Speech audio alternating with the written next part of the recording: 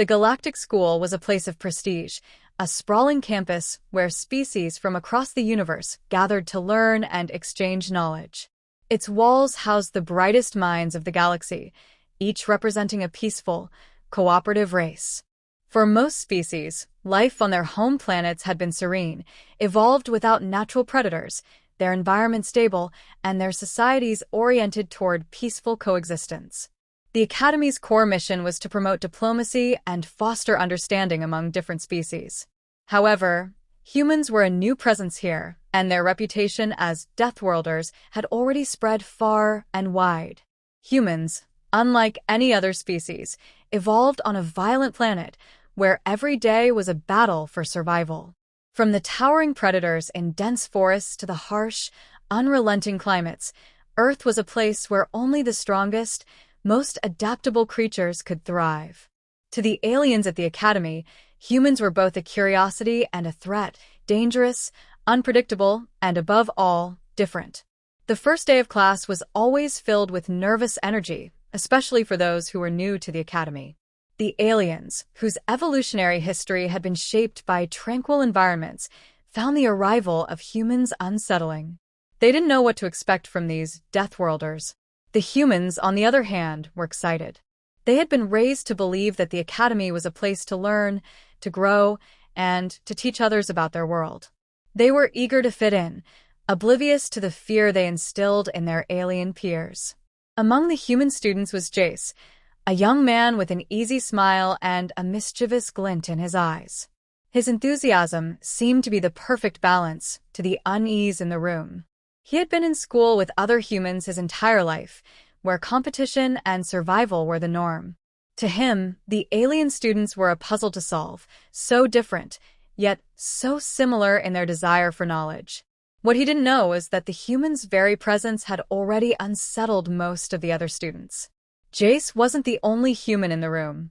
There was also Lila, a quiet but observant girl, and a few others who had grown up on Earth, each with their own experiences shaped by the dangers of their home planet. The humans were all excited, eager to learn, but more importantly, eager to prove themselves. They had brought with them not just their minds but also their pets, animals that, to them, seemed completely harmless but would prove to be anything but. The aliens, many of whom had never encountered a mammal or even a creature capable of predatory behavior, watched in wide-eyed silence as the humans unpacked their pets. It was meant to be a simple gesture, a comfort from home, but the sight of these creatures immediately put the alien students on edge. The animals themselves seemed harmless, a small terrier dog, a couple of cats, and even a rabbit, but the mere presence of these animals ignited a primal fear in the aliens, who saw them as a symbol of the deadly environment from which humans had come. For the humans, their pets were just that, pets. Loyal companions from Earth who had been raised in the safety of human homes. To the aliens, these creatures were reminders of the predatory instincts that humanity had honed over millennia. The terrier's bark echoed in the room, and the small cat's eyes flashed with a sharpness that caused several of the alien students to shift uneasily. What appeared innocent to the humans felt like a threat to the other species, and the air in the room thickened with tension. The instructor, a tall, insectoid being named Professor Threx, had witnessed the arrival of humans before. But today, as the humans casually placed their pets on the floor, he couldn't help but feel the growing discomfort among his students. Threx had always taught that knowledge was power, that understanding was the key to peace, but in this moment, even he felt a chill in his exoskeleton. He had heard the tales, the legends about humanity's ferocity. They were a species that could survive the harshest environments and come out victorious. He didn't fully understand the danger these creatures posed, but his instincts told him that humanity was not to be underestimated. The alien students were not as composed. Each species had evolved in unique ways, with different physical abilities, but none of them had faced creatures like the ones humans brought into the room. In fact, many had never seen a creature that could harm them. Their planets had no predators, no true threats, so the mere idea of a domesticated animal possessing such instincts was incomprehensible. The humans, unaware of the terror they were causing, continued to interact with their pets as if nothing was wrong. They spoke casually to their animals, feeding them and letting them wander the room. But the stares from their fellow students grew longer, more intense. There was no way to ignore the tension now. Whispers spread through the room, alien students exchanging looks of unease, unsure of how to handle the situation. Some even moved a little further from the humans, not out of hostility, but because their instincts screamed that something wasn't right. In the corner, a young alien named Zarla, an insectoid from a lush, peaceful planet, could barely bring herself to meet the eyes of the terrier. She had been raised in an environment where every creature was harmless, where no being had ever been a threat to another. Her mind couldn't reconcile the image of this tiny, seemingly harmless dog with the raw, feral energy she felt emanating from it. Her body tensed, her mandibles clicking in nervous agitation, but she didn't dare speak up. To do so would be to admit fear, and in the presence of these Deathworlders, such an admission could be seen as weakness. Across the room, another student, Xyler, an amphibious creature with smooth green skin and large black eyes, was silently trembling. The large dog, which had been circling the room, caught his gaze and let out a low growl. It wasn't aggressive, just curious, but Xyler's heart raced. He had heard stories of Earth's wildlife, the vicious beasts that could tear through the toughest armor, the predators that ruled the planet's savage ecosystems. Was this dog one of them? Or was it only pretending to be friendly? The humans, meanwhile, remained completely at ease. They had no idea the effect they were having on their classmates. They had never faced a creature that didn't fear them, and they certainly didn't understand the terror they had brought into the classroom with their seemingly innocent pets. The situation was escalating without anyone truly acknowledging it, and the alien students' discomfort was palpable. They were trapped between their curiosity about humanity and their overwhelming fear of the predators that these humans brought with them, creatures that, despite their domestication, were the living embodiments of everything they had been taught to fear. As the class continued, the unease among the alien students began to transform into something deeper, a genuine fear. The human pets, which had initially seemed like little more than amusing distractions, were now seen as symbols of an unpredictable, chaotic world. The peacefulness of their home planets felt more fragile in comparison. Every instinct pulled the aliens to retreat from the humans and their dangerous companions, but they were trapped in a room, their curiosity and their education pushing them to stay. This strange mix of fear and fascination lingered in the air, thickening the atmosphere. Lila, sensing the discomfort around her, began to grow anxious. She could feel the eyes of the others on her and her rabbit, Fluff. To her, Fluff was no more dangerous than a small child, an innocent creature that brought comfort.